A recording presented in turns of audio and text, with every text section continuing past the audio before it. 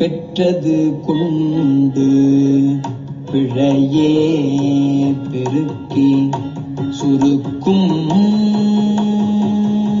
அன்பின் வெற்றடியேனை விடுதி கண்டாய் விடிலோ கெடுவேன் மற்றடியேன் தந்தை தாங்குணர் இல்லை என் வாழ்முதலே உற்றடியேன் மிக தேறி நின்றேன் எனக்கு உள்ளவனே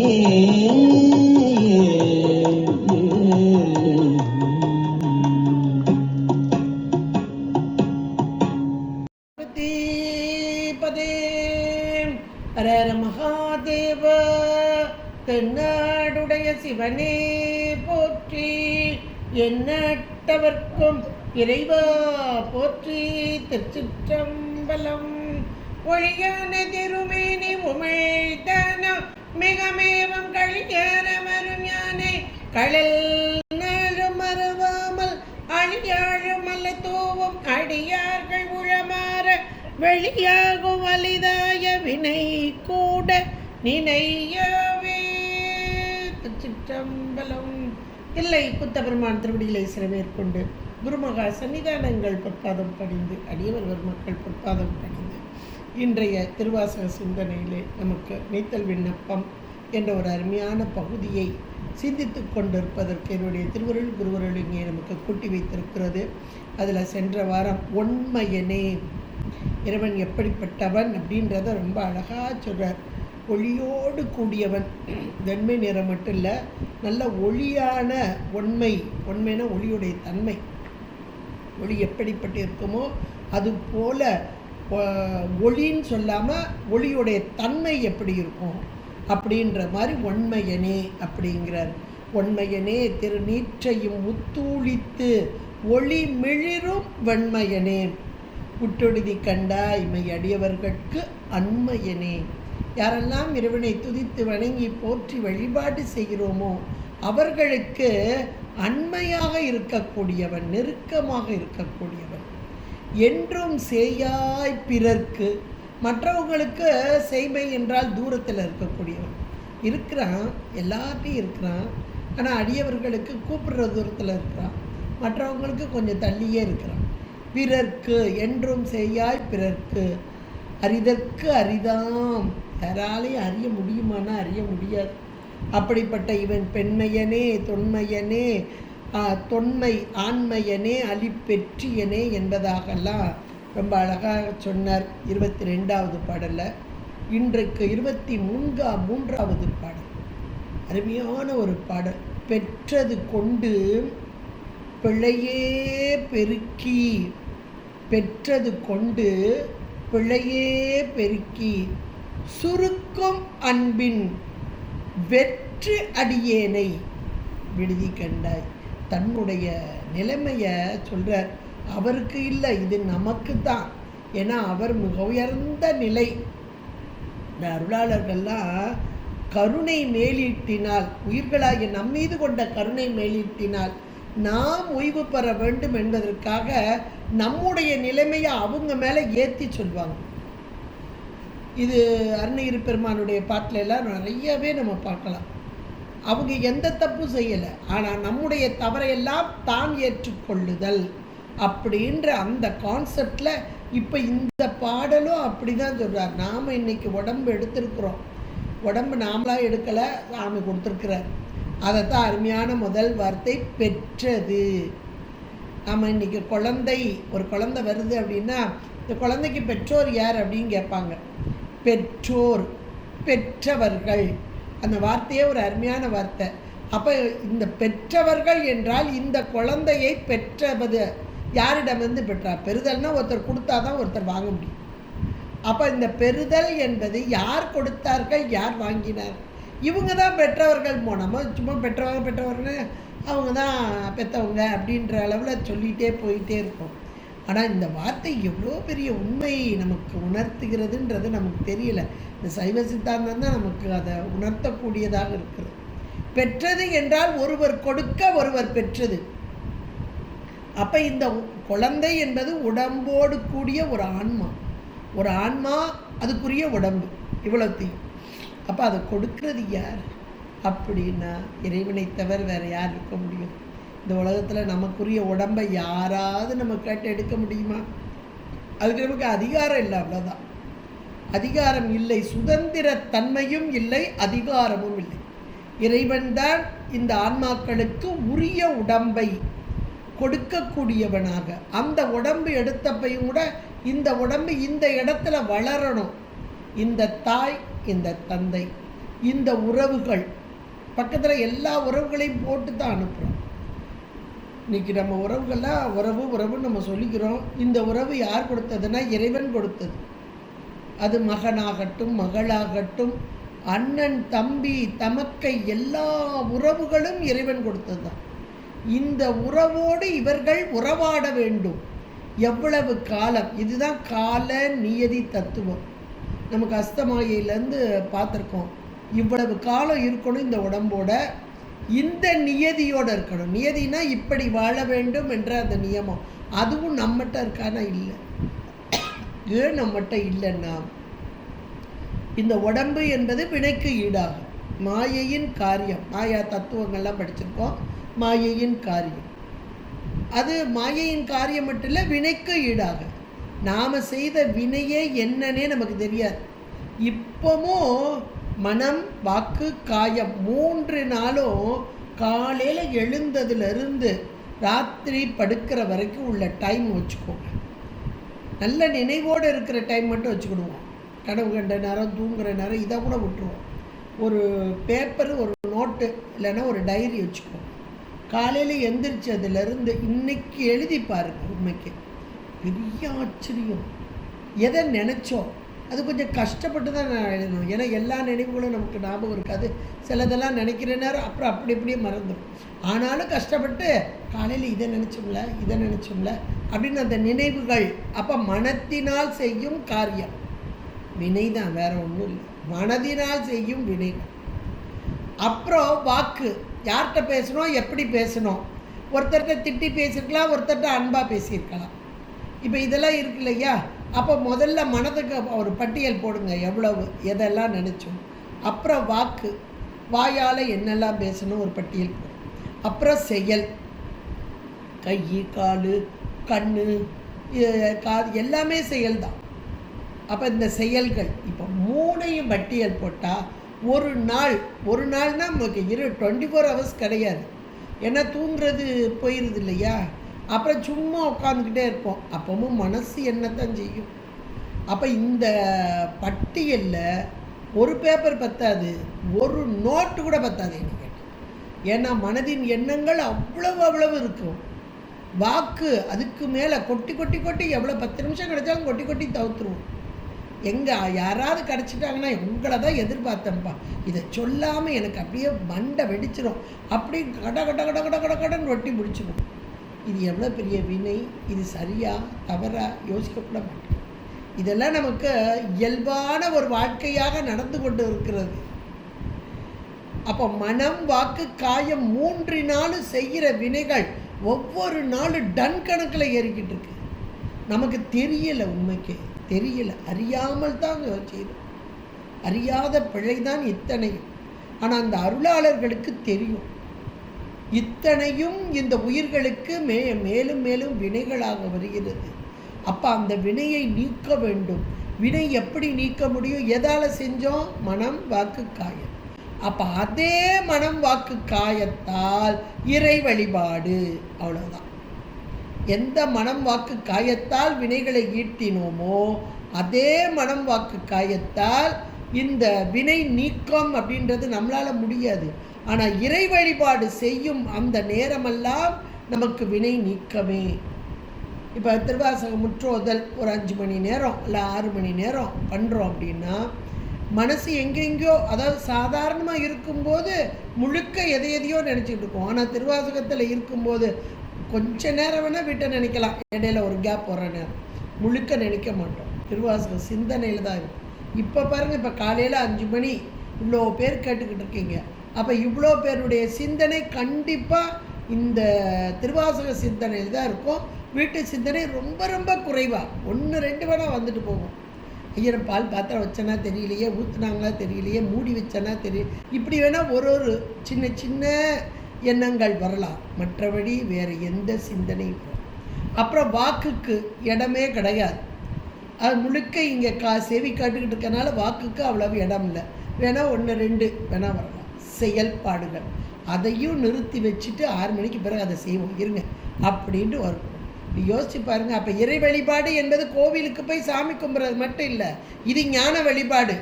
எப்பெல்லாம் நூலை கையில் தூக்கி நம்ம படிக்கிறோம், சிந்திக்கிறோம், பாட்டு பாடுறோம், இதெல்லாம் ஞானத்தின் நிலை. அப்போ அந்த ஞானத்தின் நிலையினால் இந்த வினை நீக்கம் என்பது நடக்கிறது என்பது நாம் அறியாமலேயே இறைவன் நமக்கு கூட்டி வைக்கிறார். இதுவும் இறைவன் கூட்டி வைக்கிறார். முற்செய்த நல்வினையின் காரணமாக இந்த வினை நீக்கத்திற்குரிய செயல்களையும் சாமி கொண்டு. இதெல்லாம் பெரிய ஒரு ஆச்சரியமான ஒன்று. நமக்கு அது புரியல, அவ்வளோதான்.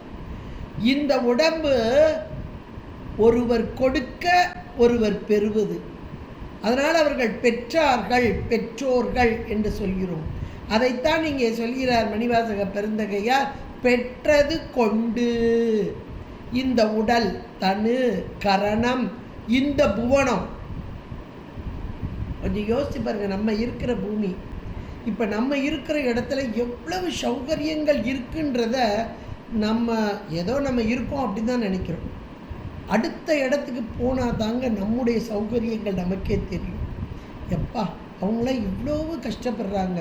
தண்ணி இல்லை, சரியான சாலை வசதி இல்லை, போக்குவரத்து வசதி இல்லை, ஆனாலும் அங்கே வாழ வேண்டிய கட்டாய சூழல் அப்படி இருக்கிறாங்க. நமக்கு சாமி எவ்வளோ நல்லா கொடுத்துருக்கிறார் அப்படின்னு அதை பார்க்கும்போது தான் நமக்கு நம்முடைய ப்ளஸ் பாயிண்ட் எல்லாம் நம்ம உணரக்கூடியவங்களா இருக்கும்.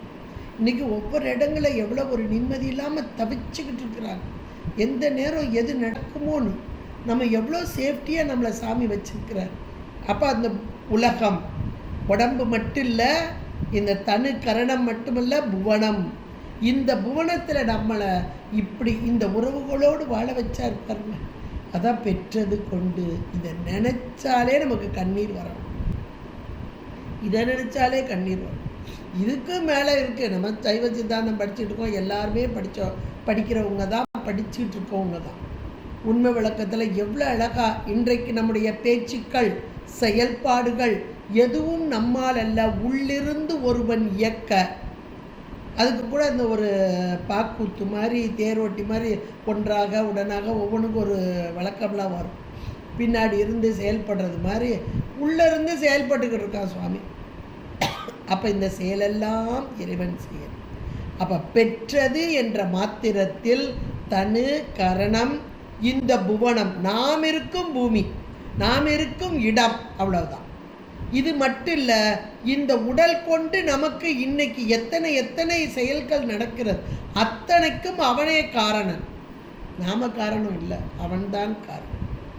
காரணராக இருந்து நம்ம இயக்கி கொண்டிருக்கிறான். நமக்கு தெரியல, அவ்வளோதான்.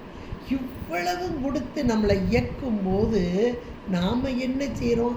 அந்த இயக்கிறவனை ஒரு நிமிஷம் நினைக்கிறோமா, சாமி நல்லபடியாக இன்னைக்கு எனக்கு செயல்பாடு வந்தது, நல்லதையே நினைக்கிறதுக்கு, நல்லதையே செய்கிறதுக்கு எனக்கு வழிவிட்ட நன்றி அப்படின்றது கூட நம்ம நினைக்க மாட்டோம். காலையில் எந்திரிக்கும் போதே இறைவனுக்கு நன்றி சொல்லிக்கொண்டே தான் எந்திரிக்கணும். என்னவோ பாங்க காலையில் விடிஞ்சிட்டு இன்னைக்கு பூரா எப்படி இருக்கோ அப்படின்ற மனநிலையே நமக்கு வரக்கூடாது. நேற்று வரைக்கும், ராத்திரி வரைக்கும், இன்னும் சொல்லப்போனால் காலையில் ராத்திரி தூங்குற வரைக்கும் சாமி உடனாக இருந்து செயல்படுத்தினா இல்லையா? இப்போ விழிக்கும் போது இந்த காலை நேரம் அப்போ இந்த நேரத்தையும் அவனே நம்மை நடத்துவான் என்ற அந்த பெருமிதம். இதை நமக்கு அப்பர் பெருமான் நேற்று அப்பர் பெருமானுடைய குரு பூஜையில் அருமையாக சொல்வார். இருமாந்து இருப்பன் கொள்ளும். இருமாப்பு அப்படின்னா, இருமாப்பு தானே இருக்கக்கூடாதும்போ. அது என்னங்க இருமாப்பு அப்படின்னா, இறைவன் அந்த இறைவனுடைய சேவடி கீழ் பட்டு சிறு மான் ஏந்தி தன் கையில், அது எப்படி ஒரு மானை கையில் ஏந்திட்டு சாமி இருக்காரோ அதுபோல் அவருடைய திருவடி கீழே அவர் பார்த்துக்கிடுவார். மரம் வச்சவன் தண்ணி ஊற்ற மாட்டானா அப்படின்னு சொல்லுவாங்க இல்லையா, அதுபோலத்தான் எல்லாம் இறைவன் செயல் என்ற அவனோடு ஒன்றித்து இருக்கும் அந்த நிலை. அதில் எனக்கு இருமாப்பு, இவனுடைய திருவடிக்கீழ் இருப்பதில் எனக்கு இருமாப்பு அப்படின்ற எண்ணம்லாம் நமக்கு வரணும். இந்த உடலை கொடுத்து, உலகத்தை கொடுத்து, அனுபவத்தை கொடுத்து, எதுக்கு இவ்வளவும் கொடுத்துருக்குறான் அப்படின்னா நமக்கு தெரியல. ஏன் நாம் எவ்வளவோ நல்லது பண்ணியிருக்கேன், அதனால் சாமி எனக்கு நல்லதே கொடுத்துருக்கார், நல்லா அனுபவிச்சுட்ருக்கேன் அப்படின்னு நம்ம வேணால் சொல்லலாம். அப்படி தான் சொல்லுவோம், அப்படி தான் பழகிட்டோம். எதற்காக கொடுத்திருக்கிறார் என்றால், வினைகள் ஒரு பெரிய டன் கணக்கில் இருக்குது, அதையெல்லாம் கொஞ்சம் நீக்கிட்டு வா. இந்த வினைகளும் அந்த வினை நீக்கத்தின் போது நம்மிடம் இருக்கும் மலம் இருள், இந்த இருளும் நீங்கினால் ஒழிய இறைவனோடு ஒன்றிக்க முடியாது. பேரின்பம்னு ஒன்று சொல்கிறாங்க. அந்த பேரின்ப நிலையை நீ அடைய வேண்டும். இதை ஒவ்வொரு நொடியும் சாமி நமக்கு உணர்த்திக்கிட்டே இருக்கிறார். இன்றைக்கு இந்த உலகம் தரும் சிற்றின்பத்திலே மூழ்கி, இதுதான் பிழையே பெருக்கி, இந்த சிற்றின்பத்திலே மூழ்கி இதை நடத்துபவன் இறைவன் என்பதை மறந்து, அது மிகப்பெரிய பிழை. பிழையிலையும் மிகப்பெரிய பிழை இறைவனை மறத்தல் அப்படின்றது. இந்த உலக அனுபவத்திலேயே தோய்தல் ஒன்று, அந்த நேரத்திலேயும் இந்த உலக அனுபவத்தை கொடுத்தவனும் இறைவன் என்பதை மறத்தல், இதெல்லாம் பிழையே. ஒரு ஏகாரத்தத்துக்கு போடுறார், பிழையே பெருக்கி எல்லாவற்றிலும். ஏன்னா உலக அனுபவம் வரும்போதும் கூட இறைவா உன் திருவருள் நான் செய்த வினைக்கு ஏற்றாற் போல இதோ திருவருள் கூட்டி வைத்திருக்கிறது என்ற உணர்வு நமக்கு மேலோங்கி நிற்கணும். அதுதான் உண்மையானது, இந்த வினை நீக்கத்துக்குரியது. அந்த வினை இப்படி வந்தது அப்படின்னா, எந்த துன்பம் வந்தபோது இது இறைவன் கொடுத்ததுன்ற உணர்வு நமக்கு மேலோங்கிடும். கஷ்டம் வந்தோடனே துவண்டு போக மாட்டோம். ஏதோ நான் முன் செய்த வினையின் காரணமாக இறைவன் இதை கூட்டி வைத்திருக்கிறார். இந்த ஒரு செயல், துன்பம், எனக்கு துன்பம்தான் இல்லைன்னு சொல்லலை. ஆனால் இந்த துன்பம் ஏன் வந்தது என்றால், நான் செய்த முச்சை வினையின் காரணம். இதுக்குரிய பலன் இன்றைக்கு நான் ஊட்டப்படுகிறது, சாமி தான் ஊட்டி வரும். இந்த ரெண்டு கான்செப்ட் நமக்கு மனசுக்குள்ளே வந்துட்டுன்னா அதனால வர்ற அதாவது சாதாரணமாக அடுத்தவங்க ஏதாவது தப்பு பண்ணிட்டா கோபத்தில் அப்படி தான் வெடிப்போட்டப்பட்டு. இப்போ நம்ம கையில் இருக்க ஒரு பொருளுக்கு நாமே கீழே விட்டுட்டோம், அது கூட சாதாரண தண்ணினா போயிட்டு போடலாம். ஒரு நல்ல நெய் ஏதாவது கையிலேருந்து வழுவிட்டு அப்படின்னா, கையிலேருந்து வழுவியது அப்படின்னு மாத்திரத்தில் கொஞ்சம் நாம் கீழே போட்டோம்னா நமக்கு ரொம்ப கோபம் வராது. ஐயோ தெரியாமல் விழுந்துட்டு நல்லா தான் இருக்க பிடிச்சே எப்படியோ நழுவிட்டு அப்படின்னு எதையோது ஒன்று சொல்லும். ஆனால் வேற யாராவது விட்டாங்கன்னா பார்த்து வரக்கூடாதா, அப்படி என்ன உனக்கு அஜாக்கிரதை, மனசுக்குள்ள கொஞ்சமாவது பயம் இருக்கணும், என்னெல்லாம் திட்டுவோம் பாருங்க. இதே போல் இந்த தவறு, இந்த தண்டனை எனக்கு வந்தது, துன்பம் வந்ததற்கு காரணம் என்னுடைய வினை, நான் செய்த தவறு அப்படின்னு மீண்டும் மீண்டும் சொல்லி பாருங்க. அதனால நமக்கு கோபமே வரும். மற்றவங்க அப்படின்னு சொன்னால் கோபம்.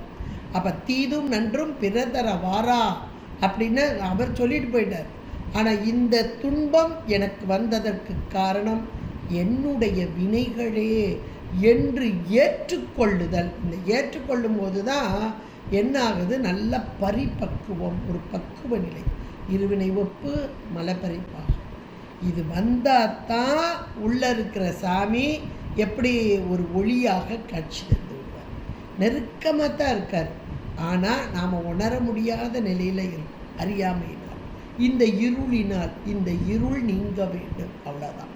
இந்த இருள் எப்பொழுது நீங்கும், எப்பொழுது வினை நேர்பட நிற்கிறதோ. நேர்பட நேராக நேர் நின்றார். இந்த வார்த்தையில் நீங்கள் பெரிய புராணம் 12ஆம் திருமுறை வச்சுருப்பீங்க. நீங்கள் ஒவ்வொருத்தரும் செய்யுள் வாசிங்க. அதாவது இதில் அவ்வளோ இருக்காது, உரையில் இருக்காது, செய்யுள் வாசித்து பாருங்கள். இறைவன் ஒவ்வொருத்தருக்கும் காட்சி பண்ணும்போது இந்த வார்த்தை வரும். நேர்பட நின்றார், நேராக நின்றார், இந்த வார்த்தையெல்லாம் வரும். அப்போ நேர்பட என்பது இறைவனோடு அந்த ஒன்றித்திருக்கும் நிலை எப்போ கிடைக்குன்னா, என்னைக்கு இருவினை ஒப்பும் அதனால் மலம் பரிபாகமும் வருகிறதோ அப்போ இறைவன் நேராக முன்னாடி வந்து முன்னாடி வந்து நிற்கும் அந்த நிலை. இங்கே நமக்கு அதைத்தான் சொல்லியிருக்கார். எதை கொடுத்திருக்காங்க? உடம்பு, உலகம், தனு, கரணம், புவனம், போகம். இந்த போகத்தை ஊட்டி ஊட்டி ஊட்டி வளர்த்து இந்த போகத்தினால் இன்ப துன்ப அனுபவம் வரும்போது இது என்னுடைய வினைக்கு இறைவனால் கொடுக்கப்பட்டது என்ற உணர்வு மேலோங்கி, இது பக்குவம் பெற்ற ஆன்மாக்களுக்கு தான் வரும். ஆனால் கூட கேட்டு வச்சுக்கிடுவோம், என்னைக்காச்சும் ஒரு நாளைக்கு ஒரு பக்குவம் வராது, நமக்கு இது வந்துடாதா? வரும். மீண்டும் மீண்டும் கேட்க கேட்க கேட்க அது சொல்லுவாங்க இல்லையா, தேய தேய தேய பேர்பட்ட கல் கூட தேஞ்சு போயிடும். கல்லையே தேய்ச்சிடலாம். இவர் மணிக்க வாசகர் சொல்கிறார், கல்லை பிசைந்து கனியாக்கினே சொல்லிவிட்டார். அப்போ சாமி நினச்சா கொஞ்சம் கொஞ்சமாக தேய்க்கிறது மட்டும் இல்லை, பிசைஞ்சு கனியே ஆக்கிவிடுவார். அப்போ நம்மிடம் இருக்கக்கூடிய அந்த மலமும் நீக்கம் பெறும். இன்னைக்கு இல்லைன்னா என்னைக்காச்சும் கொடுக்கலாம். அதனால் இப்போ சொல்கிறார், பெற்றது கொண்டு இத்தனையும் நீ கொடுத்திருக்கிறாய், அடியேன் பெற்று இதை கொண்டு எதை செய்யணும்? அந்த பேரின்பத்தை அடைய வேண்டும். ஒவ்வொரு நாளும் எந்திரிக்கும் போது மனசுக்குள்ளே நினச்சிக்கிட்டே எந்திரிக்கும். பேரின்பம்னு சொல்கிறாங்களே, அது எப்படித்தான் இருக்கும் சாமி, இது எப்படி இருக்குன்னு எனக்கு கொஞ்சம் காமியேன்னு நீங்கள் சொல்லி பாருங்கள். இது வரைக்கும் எத்தனை பேர் நம்ம கேட்டோமோ தெரியல, கேட்டிருக்கலாம் நீங்கள் ஒரு சிலர். ஆனால் கேட்காதவங்க, இப்போ இனி மாதிரி எல்லாம் கேட்காதவங்க நிறைய பேர் இருப்போம். பேரின்பம்னா என்ன சாமி? இந்த பேரின்பத்தை அடையணுமே, என்னவோ இந்த புஸ்தகத்துலலாம் அடிக்கடி பேரின்பம் வருது. அப்போ இது எப்படி இருக்கும், இதை நான் அடையணுமே அப்படின்னு ஒரு வார்த்தை கேட்டு பாருங்க. அப்படியே கொண்டு வந்து நம்ம கொடுத்துட்டு போயிடுவார் சாமி. நம்ம கேட்கல, எதை கேட்குறோமோ அதெல்லாம் கொடுக்குறார் சாமி. ஆனால் பேரின்பம் அப்படின்றத நம்ம இன்னும் கேட்கலை. கேட்டு பாருங்கள். இதை அழகாக சொல்கிறார். பிழையே பெருக்கி மீண்டும் மீண்டும் மீண்டும் மீண்டும் யான் எனது, இது நான் செய்தேன், இது என்னுடையது. இன்றைக்கி உலகத்து பொருளை பூரா என்னது என்னது என்னதுன்னு நிலம்னா கோடு போட்டு பட்டா போட்டு வச்சுக்கிட்டு இருக்கோம். செய்கிற செயலுக்கெல்லாம் நான் செஞ்சேன்னு பெரிய பட்டியல் போட்டுக்கிட்டு இருக்கோம். எதுவும் நம்முடையது கிடையாது, ஒரு துளி கூட நம்முடையது கிடையாது. வேணால் கொஞ்ச நாளைக்கு பட்டாவை போட்டுக்கலாம், எவ்வளோ காலம் நம்ம இருக்கிற வரைக்கும் நமக்கு. அப்புறம் நம்ம வாரிசுகள் எவ்வளோ காலம் அனுபவிக்கணும்னு தலையில் அனுபவம் இருக்கோ அதுக்கு. அதுவும் கூட அனுபவம் இல்லாமல் அவங்களுக்கும் வராது. வேற ஒருத்தருக்கு போகணும்னா அது போயிடும், அவங்க காலத்திலேயே போயிடும். எந்த காலம் சொல்ல முடியாது, எப்படி போகுதுன்னு சொல்ல முடியாது. அப்போ இறைவன் விதித்து வைத்தால்தான் நமக்கு கிடைக்கும். இதை நம்ம உணர்ந்துக்கிட்டால் போதும். என்ன யான் எனது என்ற பிழைதான் மிகப்பெரிய பிழை. யான் எனது என்னும் செருக்கு அறுப்பான் வானோர்க்கு உயர்ந்த உலகம். இதுதான் மேலான ஒன்று. என்னுடையது, நான் செய்தேன் என்ற இரண்டையும் நீக்குதல். இந்த இரண்டை நீக்கிறது ரொம்ப கஷ்டம்.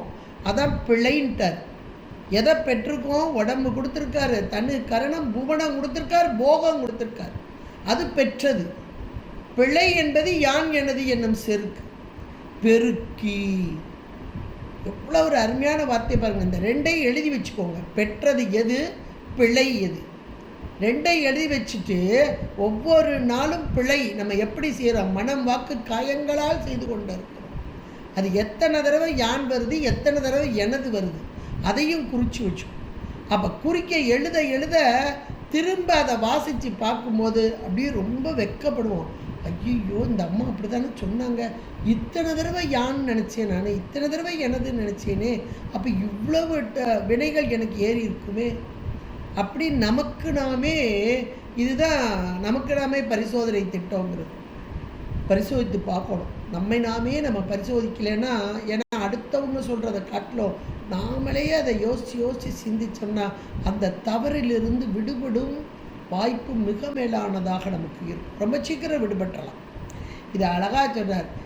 நிறைய இடங்களை சொல்கிறார். ஏழை தொழும்பனேன் எத்தனையோ காலமெல்லாம் பாலுக்கு இறைத்தேன் பரம்பரனை பணியாதே அப்படிம்பார். அதுபோல் பிழையே பெருக்கி சுருக்கும் அன்பை சுருக்கிட்டேன். யார் மேலே உள்ள அன்பு? இறைவன் மேலே உள்ள. அவன்தான் இவ்வளவும் செய்கிறான் அப்படின்னா அவன் மேலெல்லாம் எனக்கு அன்பு வரணும். இப்படி உடம்பு கொடுத்து இப்படி ஒரு அனுபவம் கொடுத்து எனக்கு நடத்துகிறான்னா அப்போ எவ்வளவு அன்பு வரணும். சாதாரணமாக வீட்டில் அம்மா நமக்கு சமைச்சு தர்றான்னா எங்கள் அம்மா மாதிரி இல்லை, எங்கள் அம்மா எனக்கு அவ்வளோ பண்ணுவாங்க அப்படின்னு நம்ம எவ்வளவு அன்பாக சொல்கிறோம். அந்த தாய் மீது அன்பு கொள்கிறோம். தாய் மக மேலே பிள்ளைகள் மேலே கொள்கிற அன்பு ஒன்று, பிள்ளைகள் தாய் மேலே கொள்கிற அன்பு ஒன்று. இப்போ அந்த அன்பு எப்படி இருக்குது? இந்த பிள்ளைகளுக்கு தாய் செய்தல், தாய் இந்த பிள்ளைகளுக்கு செய்தல், இதை வச்சு தானே அன்பு வருது. இறைவன் நமக்கு செய்யும் அந்த உபகாரத்தையும் காணும் உபகாரம் காட்டும் உபகாரம் பார். அழகா சிவஞான போகத்தில் இதை நினச்சிட்டாலே நமக்கு அப்படியே உள்ளம் நெகிழணும். உள்ளம் நெகிழ்வதால் கண்ணீர் அப்படியே அருவியாக மழையாக பொழிய வேண்டும். பிழையை பெருக்கி சுருக்கும் அன்பு. இந்த சுருக்கும் அன்பு என்பது அதுதான், இறைவன் மீது கொண்ட அன்பு. பக்தி வேற. பக்தின்னு வந்துட்டாலே நம்ம எதிர்பார்க்குறோன்னு அர்த்தம். அன்புன்னு வந்துட்டாலே நம்ம எதிர்பார்க்கலன்னு அர்த்தம். நீங்களும் இதையும் நீங்கள் அப்படியே போட்டு பாருங்கள். பக்தி எங்கெல்லாம் பண்ணுறோம், எப்பெல்லாம் பண்ணுறோம். இன்றைக்கி பிரதோஷம் காலையிலேருந்து விரதம் இருந்து சாயங்காலம் போய் அங்கேயே உட்காந்து அபிஷேகம் பார்த்து அர்ச்சனை பண்ணி எல்லாம் முடிச்சுட்டு அர்ச்சனை பிரசாதத்தை கையில் வாங்கிட்டு பத்திரமா அவ்வளோத்தையும் வீட்டில் கொண்டு வந்து வச்சுட்டு யாருக்கும் கொடுக்க மாட்டோம். ஏன்னா அவ்வளோ நமக்கு கிடைக்கணுமே அப்படின்னு பத்திரமோ கொண்டு வந்து வச்சுட்டு இதில் எவ்வளவு நன்மை இருக்குன்னு யோசிச்சுக்கோங்க. நீங்கள் சாப்பிடாமல் இருக்கிறது நல்லது தான், உடம்புக்கு ஆரோக்கியம்தான். இறைவனை நினைக்கிறது ரொம்ப நல்லது தான், உயிருக்கு ஆரோக்கியம்தான். அர்ச்சனை பண்ணுறது ரொம்ப நல்லது தான், நமக்கு இந்த உலக போகம் கிடைக்கும். அதை பத்திரமா வீட்டில் கொண்டு வந்து வைக்கிறது ரொம்ப நல்லது தான், நமக்கு மட்டுமே போகம் கிடைக்கும். இவ்வளோத்தையும் பட்டியல் போட்டு எடுத்துக்கோ. இது எல்லாமே பக்தி. இந்த பக்தி வேணுமா? இறைவா பெற்றது கொண்டு இவ்வளவு அருமையான உடம்பை கொடுத்து உன்னை நினைக்கிறதுக்கு நேரத்தையும் கொடுத்து அருமையான இந்த பாடல்களை பாடுறதுக்கு எனக்கு ஒரு வாய்ப்பு கொடுத்து இப்போ நம்ம கேட்டுக்கிட்டு இருக்கோம். இதை கேட்குறதுக்கு இந்த நூல்களையெல்லாம் திருவாசகம் என்பது ஓதுதல் எளிது, உணர்தல் அரிது. அரிதான உணர்வு அதை எனக்கு கொடுத்துருக்கிறையே அப்படின்னு இறைவனுக்கு நன்றி சொல்லும்போது வரக்கூடியது அன்பு, இங்கே வரக்கூடியது பக்தி. அப்போ எது நமக்கு வேணும்னு நீங்களே யோசிச்சுக்கோங்க. சுருக்கும் அன்பின் ரொம்ப அழகாக சொல்லிட்டார். ஏன்னா நம்மளை பற்றி அவருக்கு நல்லா தெரியும். அதனால் இந்த அருளாளர்கள் வியாபக அறிவு உடையவர்கள், எல்லாவற்றையும் அறியக்கூடிய அறிவு இவர்களுக்கு இருக்கும். ஏன்னா இவங்களுக்கு மலக்கலப்பு இல்லை, அது நல்லா அப்படியே நீக்கப்பட்டு இருக்கிறதுனால வியாபக அறிவு. அதனால் சொல்கிறார் சுருக்கும் அன்பின். அன்பு அப்படி சுருங்கி போச்சு. இறைவன் மீது கொண்டார் இந்த அன்பு தாங்க செலுத்தணும். இறைவன்கிட்ட அன்பு செலுத்தினால் இறைவனோடு கூடலாம். கூடும் அன்பினில் கும்பிடுதலே அன்று. வீடும் வேண்டாம், வீடு வேற, அதெல்லாம் எங்களுக்கு என்னத்துக்குப்பா, வேண்டாம். நான் உங்கள்கிட்ட அன்பு செலுத்தணும். அந்த அன்பு எப்படி இருக்கணும்? இடைவிடாத பேரன்பு, இடையறா பேரன்பு. இதெல்லாம் நம்ம அருளாளர்கள் வாழ்க்கையில் அவங்க வாழ்ந்து காமிச்சாங்க. அந்த வாக்காகவும் வாழ்வாகவும் இதெல்லாம் நினைக்கும் போது நமக்கு கண்ணீர் பெருகணும் உண்மைக்கே. அப்படிப்பட்ட சுருக்கும் அன்பின் அன்பு சுருங்கி போச்சு. பிழைய பெருக்கிக்கிட்டு இருக்க பெற்றதை நினச்சி நான் நினைக்கவே இல்லை. இவ்வளவையும் சொல்லி வெற்று அடியேன். நல்ல ஒரு வார்த்தையை கொண்டு வர்றாரு. நான் அடியேன் தான், உன்னை நினைக்கிறவன் தான், ஆனால் வெற்று அடியேன்கிறார். ஒன்றுக்கு ஒன்று சொல்லுவாங்களே, வெட்டியாக சுற்றிட்டு அலைகிறான்ப்பா பிள்ளைங்க. சில பிள்ளைங்க ஒன்றுமே பயனே இருக்காது, வீட்டுக்கும் பயன் கிடையாது, நாட்டுக்கும் பயன் கிடையாது, ஒரு வேலையும் செய்யாமல் வெட்டியாக சுற்றுறான் பாரு அப்படிம்போம் இல்லையா? அது மாதிரி தன்னை சொல்கிறார். வெற்று அடியேன், ஒரு பயனும் இல்லாத வெற்று பயன். வெற்று அடியேனை விற்றுவியா?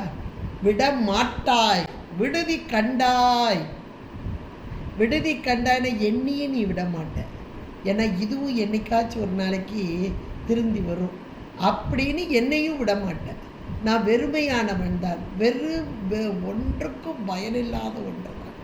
ஆனாலும் கூட என்னையும் ஏற்றுக்கொள்வாய் என்று மணிவாசகர் நமக்காக பரிந்து பேசுகிறாருங்க. வெற்று அடியேனை விடுதி கண்டாய், விடிலோ கெடுவேன். விட்டுட்டேன்னா பெருவனப்பா, ஆனால் விட மாட்டேன், ஆனால் நீ விட மாட்டேன். அப்படி அழகாக சொல்கிறார். சொல்லிட்டு அடுத்து சொல்றாருங்க, மற்ற அடியேன் என்னை தாங்குனர் இல்லை. யாராவது என்னை தாங்கிறதுக்கு இருக்கிறாங்களா அப்படின்னா யோசிச்சு பாருங்க. இன்னைக்கு யார் தாங்கிறதுக்கு இருக்காங்க அப்படின்றத யோசிச்சு பாருங்க. எவ்வளோ காலம் தாங்குவாங்க, எப்படி தாங்குவாங்க அப்படின்னு ஒவ்வொரு உறவுகளையா நீங்கள் எடுத்தீங்கன்னா எல்லா உறவுகளும் ஒரு குறிப்பிட்ட காலம் நம்மளோட இருக்குது. தாய் தந்தையர் ஒரு குறிப்பிட்ட காலம் தாய் தந்தையரோட நம்ம இருப்போம். அப்புறம் கணவனோடு கொஞ்ச நாள் இருப்போம். ஒன்று கணவர் போகிறாரு, இல்லை மனைவி போகிறார், 2 பேரும். அப்போ கடைசி வரைக்கும் 2 பேரும் ஒன்றாவே இருக்கிறாங்கன்னு எழுதி வைக்க முடியுமா? எழுதி வைக்கிறது கிடையாது. சாமி என்ன கணக்கு வச்சுருக்காரோ அவ்வளவுதான்.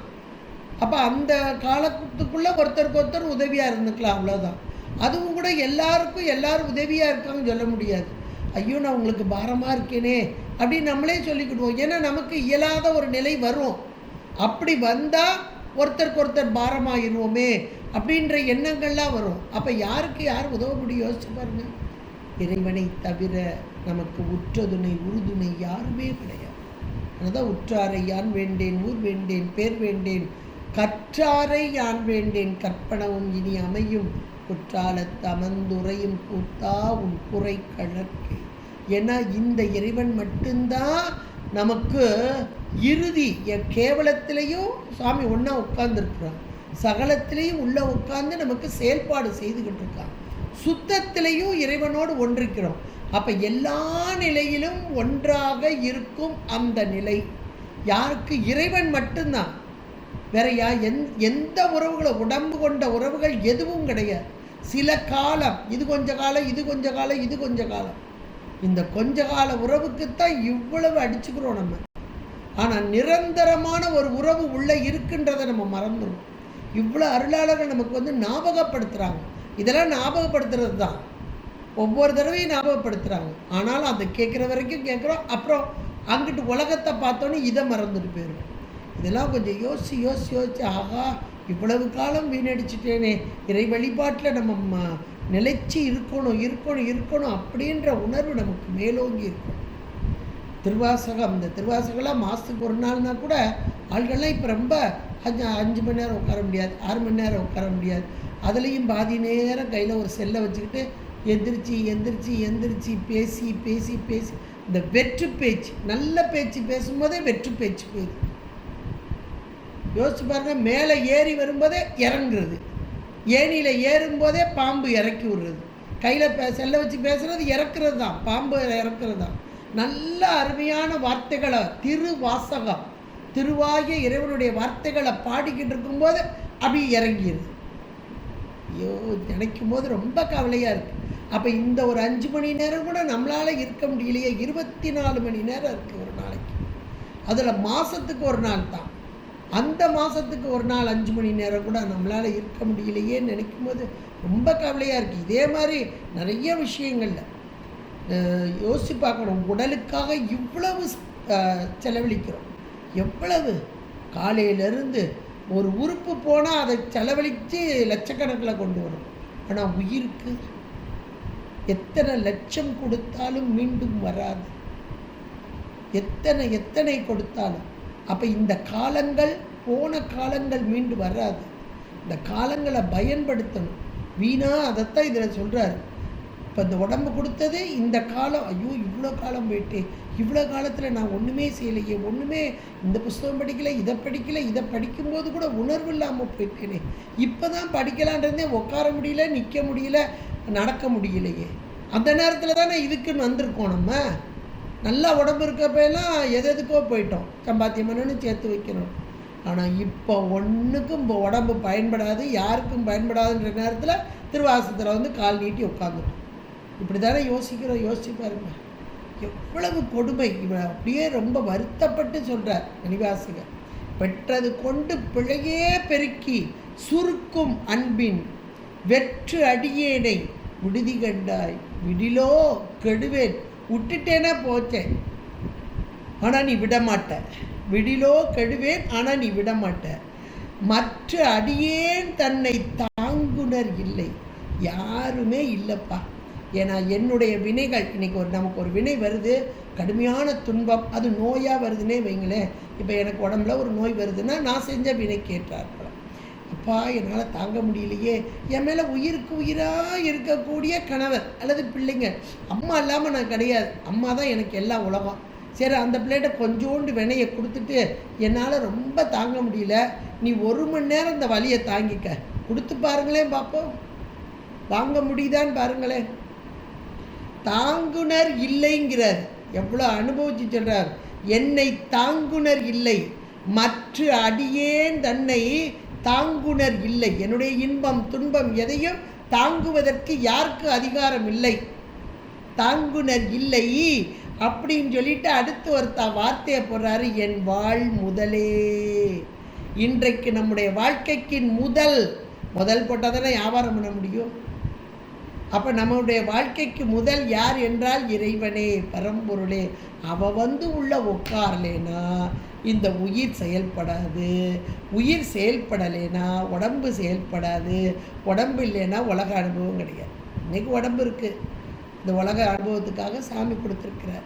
அப்போ போற்றி என் வாழ் முதலாகிய பொருளே. அழகா சொல்வார் திருப்பள்ளி எழுச்சியில், போற்றியன் வாழ் முதலாகிய பொருளே. முதல் வார்த்தையே அதைத்தான் போடுறார். திருப்பள்ளி எழுச்சின்றது எழுந்திருக்கிறது இல்லை, உள்ளே இருக்கிற சுவாமியை எழுப்புறது, போற்றி எழுப்புறது. என் வாழ்க்கைக்கு முதலாக உள்ள பொருளே பள்ளி எழுந்தருளாயே. உள்ளிருந்து எழுந்து எனக்கு இன்றைக்கு காட்சிப்பட வேண்டும். இங்கே அப்படிதான் வருது. என் வாழ் முதலே, என் வாழ்க்கையின் முதல், உயிரின் முதல். இந்த உயிர் செயல்பட வேண்டுமென்றால் இறைவன் உள்ளிருந்து செயல்பட வேண்டும். அந்த முதல் தானே நமக்கு முதல் உடம்பையே கொடுத்துச்சு. இன்றைக்கி வெளியே இருக்கிற உடம்பு தெரியுது, உள்ளே இருக்கிற உடம்பை கொடுத்தது யாரு? தாய் தந்த. அதனால தான் அவங்க உணர்ந்தாங்க, அப்பன் நீ அம்மை நீ ஐயனும் நீ என்ற. இவர் அம்மையே அப்பா எல்லாருமே சொல்கிறாங்க. ஏன் அப்படின்னா உள்ளுக்குள்ளே இருக்கிற உடம்பு தான் சூட்சும உடம்பு. வெளியே இருக்க உடம்பு போன பிறகு சூட்சும உடம்போட உயிர் இருக்கும். அப்போ அந்த உடம்புக்கு உடம்பு தந்தாலே தாய் தகப்பன் தானே. அந்த உடம்பு கொடுத்தது யார்? இறைவன்.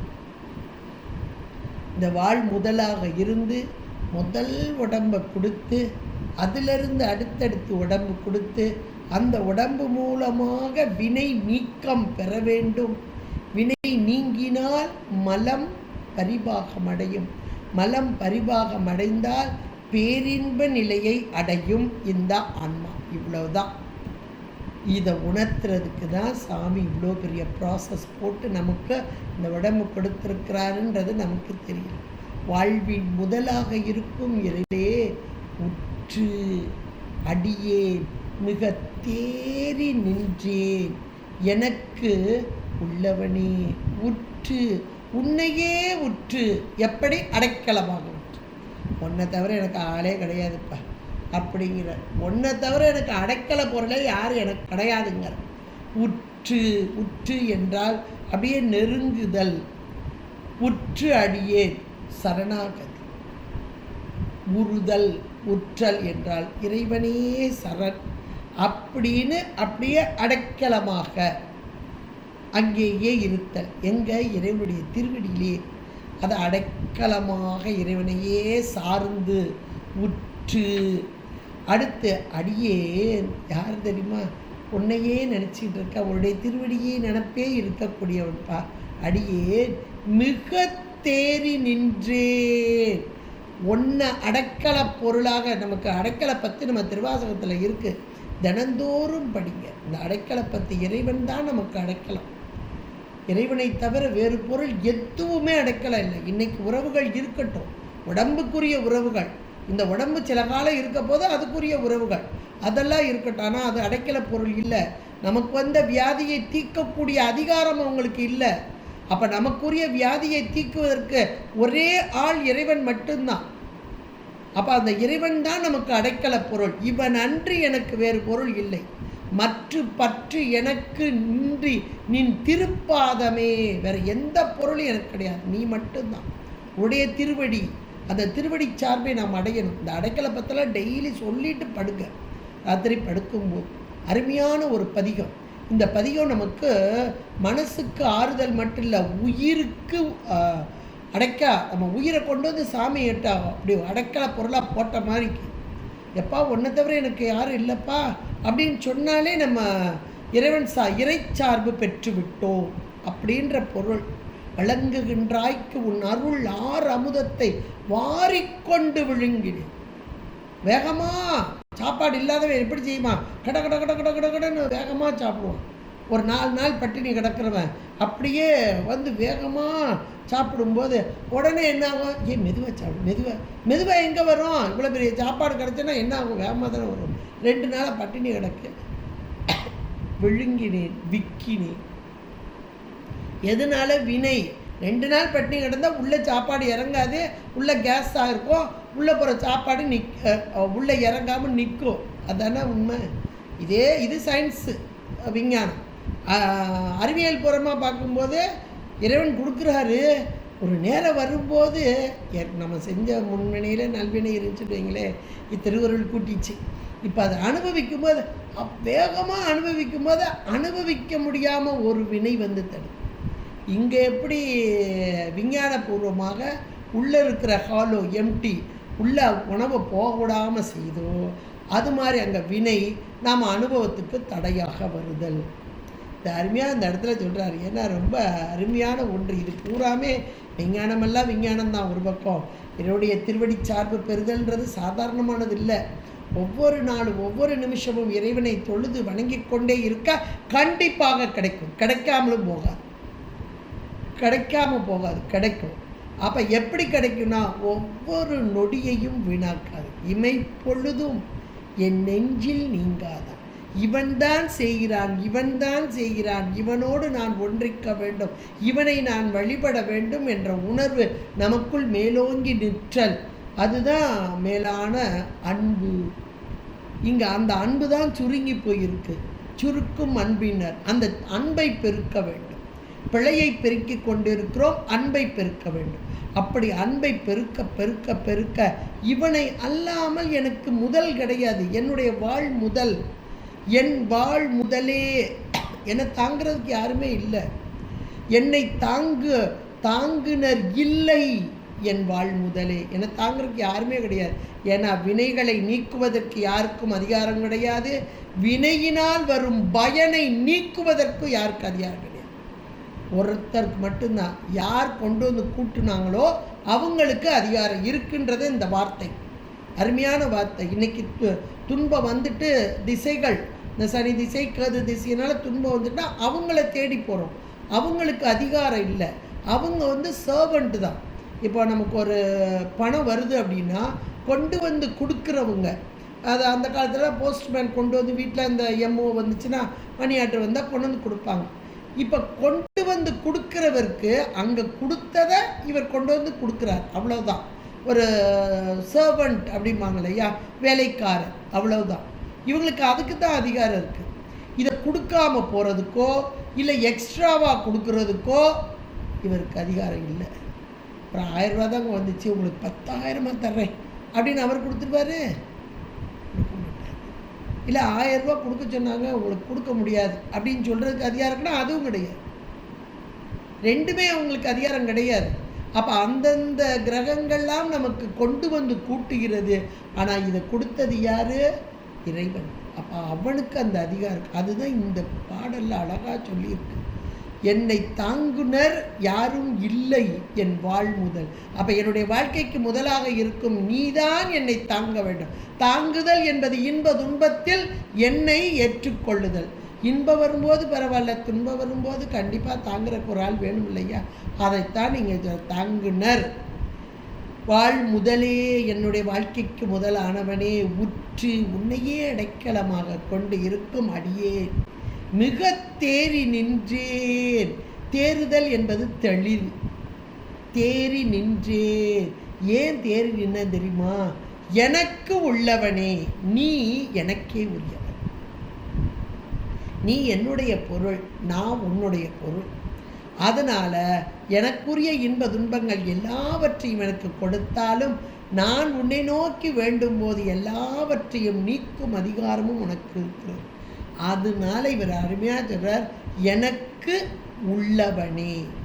எனக்கு உள்ளவன் என்ற மாத்திரத்திலே இறைவன் உயிர்களை தனக்கு இடமாக கொண்டவன், உயிர்கள் மீது பெரும் கருணை கொண்டவன், இந்த உயிர்களுக்கு உறுதுணையாக இருப்பவன், உற்ற துணையாக உறுதுணையாக இருப்பவன், இந்த உயிர்களின் தந்தையாக இருப்பவன். இவ்வளவு இந்த உள்ளவனே, அருமையான வார்த்தை உள்ளவனே அப்படின்ற அந்த வார்த்தை.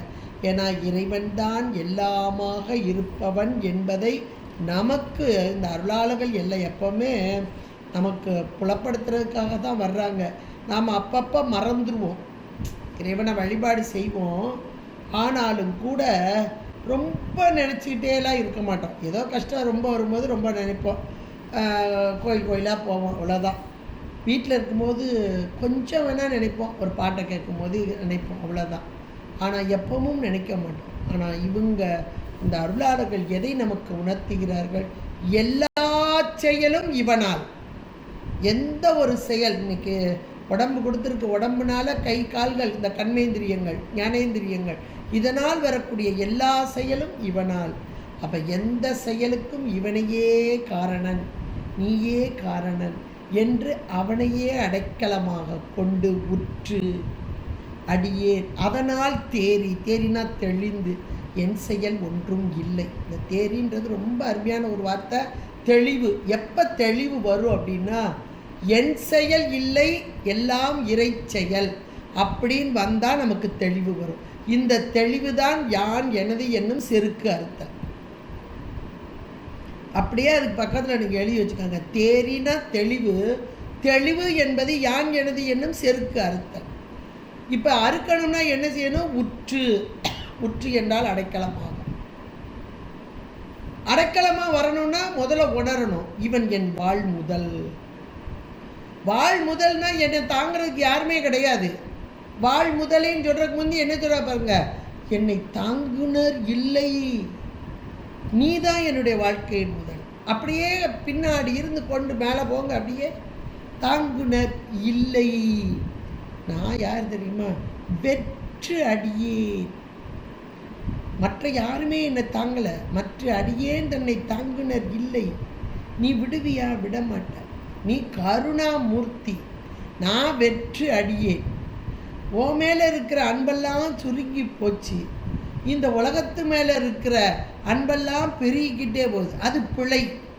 அந்த அன்பு, இங்கே இருக்கிற அன்பு சுருங்குது, அங்கே இருக்கிற உலக போகம் பெருகுது. அது பிழையே பெருக்கி நல்ல ஒரு உடம்பு கொடுத்து, உலகம் கொடுத்து, அனுபவம் கொடுத்து, இவ்வளவும் பெற்றது கொண்டு, இவ்வளவும் செஞ்ச கீழேருந்து அப்படியே கொண்டு போங்க.